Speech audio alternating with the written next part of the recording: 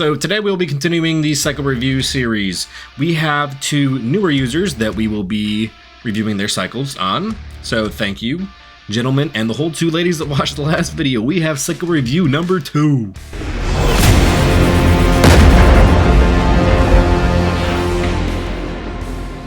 So both of these came from the Discord, so if you want your cycle reviewed, please go ahead and either message me or leave a comment in our secret channel for subs, saucy subs, in the Discord. Membership for that tier is like $3 a month or something like that. It's pretty cheap. If you want actual sourcing and all that, that's gonna be, I think, $10 a month. But the first one we have is a brand new first-time user. He's doing his first newbie cycle. He was asking if he should start with 400 milligrams of test. I told him, yeah, you can. You can technically start at 500 like everybody used to say, but it's probably better to start at like 250, 300 and then scale up from there. That way you can kind of assess side effects, see how those are, and try to ride that test up as high as you can until you get to a point that you need an AI. Once you hit that point, you know, just take your first half dose of Arimidex or whatever, and from there I would come down a little bit so you have no symptoms. You can ride that out, you scale it up with your training, and that's your first cycle. And this might take you like up to a year before you hit that point. You might be at 600 or a gram of test, and then, you know, for your next cycle you can start your base at that point. And that's what that first cycle is really utilized for. And I'm talking if you're really trying to put on sides, step on stage, have high-end goals. If you're mainly just like a 40-year-old dad, or you just want to dabble a little bit, like, you're fine doing a TRT dose, dude. Like, you don't need to blast or the ceiling. But this guy is a younger guy looking to compete in the future, so for him, I would say that's a better idea. And then what you would do past there is start thinking about adding a DHT. You know, do some blood work, see where you're at. If you're still healthy, you can technically just add a DHT in. Or if you're starting to get a lot of lipid skewing and all that, you might want to come down to a cruise and recover a little bit. So pretty simple, straightforward. That one's nothing too crazy. In terms of my review of starting at 400, I give that a 6 out of 10. And it's not bad. You can definitely do it. Depends on your goals. But I think you're better off starting low for the first 6 to 8 weeks, whatever. And scale up 6 to 8 weeks as soon as you need that extra bump. Like, when you start to plateau, you just start to gradually adding calories. You're adding muscle mass. You hit a point where you can't recover, or you feel like you need a bump it up a little bit.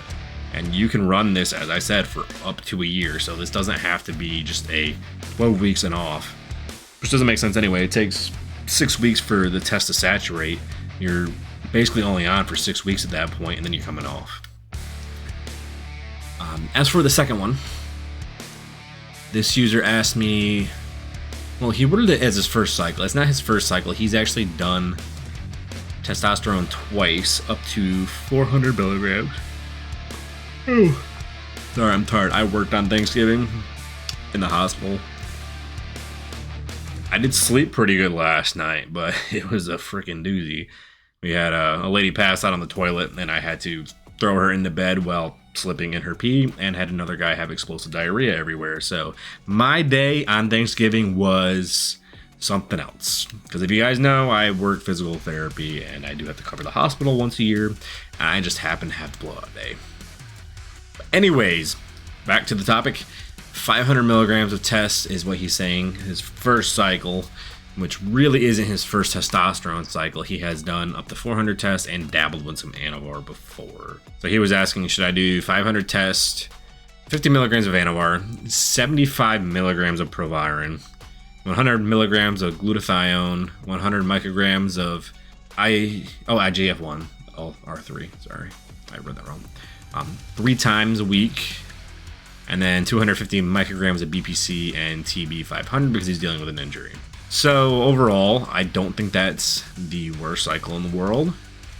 I definitely think that you can clean it up a little bit. So personally, what I told him, you're probably better off taking that same approach I said with the last guy. You know, start 500 tests, run it progressively higher until you get to a point where you might need an AI.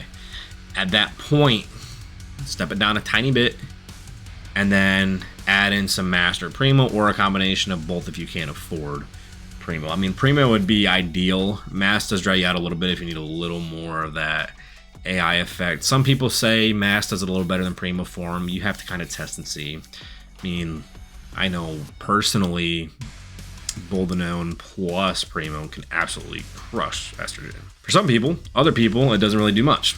So it just depends. For entertainment purposes, I would recommend you run that test up to a point where you find your max, add in a little bit of Mast and Primo, and then scale that to fill in the remaining milligrams. You can add the Anavar in.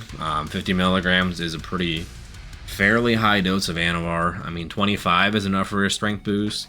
50's kind of that sweet spot for most people. I've seen 75 be okay for some people. Some people you cramp up so bad that you can't even finish your workout. And some guys are like, oh, I just do over 100 milligrams of Anavar. Like, dude, you ain't getting real Anavar. You're not getting real Anavar.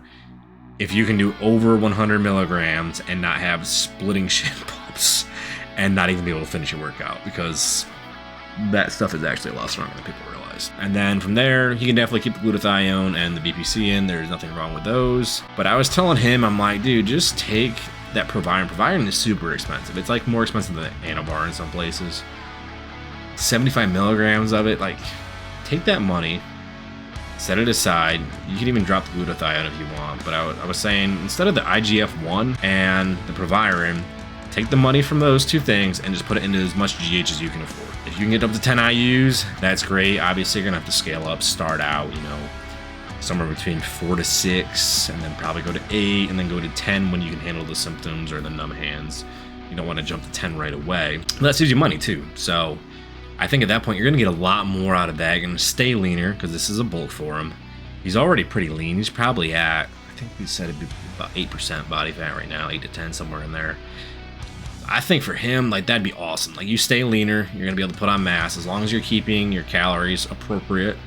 A slight surplus, which, who knows what that means right now with the way that some people are redefining it. A measurable surplus. You can't measure your body fat 100%, so yeah, do it by body weight like everybody has the last 50 years. That makes sense. You have visual body fat assessments with your coach. And you can kind of eyeball it. If you're starting to put on fat, then yeah, pull the calories back a little bit. We're overcomplicating it right now on social media with the whole scientific snitch thing going on.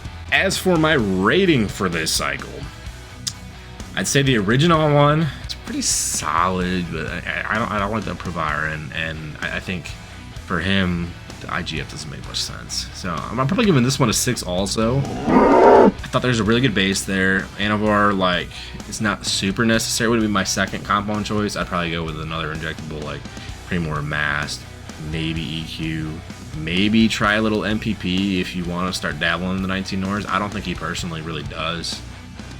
And then, Anavar would be the first choice for orals. That's the safest. That and Anadrol probably would be the two that I would choose from. So that's not bad, but obviously I think getting the GH in would make a much bigger difference for him in the long term than IGF-1 3 times a week and Proviron, which really isn't doing anything in that stack. Like, there's already enough milligrams in there that Proviron is essentially doing nothing at that point. So you're just wasting your money paying for the most expensive oral, depending on what the manufacturers are at right now. But there was a shortage a little while ago that made it super expensive. So I wouldn't even touch that. I wouldn't even bother. I wouldn't even think about Proviron. I don't know why guys that are recreational bodybuilders even consider it. It's not worth it. So yeah, I'd say it's a 6 out of 10. And then, with the updated one that we have here, that's like an 8 or a 9. I do think it'd be good to, hit the 19 Nor pathway too, but he's not really wanting to do that yet. And that's fine. He's on technically his 3rd cycle and the first time using other injectables. So that's totally fine. You don't need a 19 Nor right away either. So as I said, if you guys have any other cycles you want me to review, we'll do next week's video. I'll probably, do 2 or 3 if we're able to, unless somebody sends me some absolutely massive, like, contest prep cycle or something. Then we might have to just break it up into 1 video per cycle, but we'll kind of see at that point.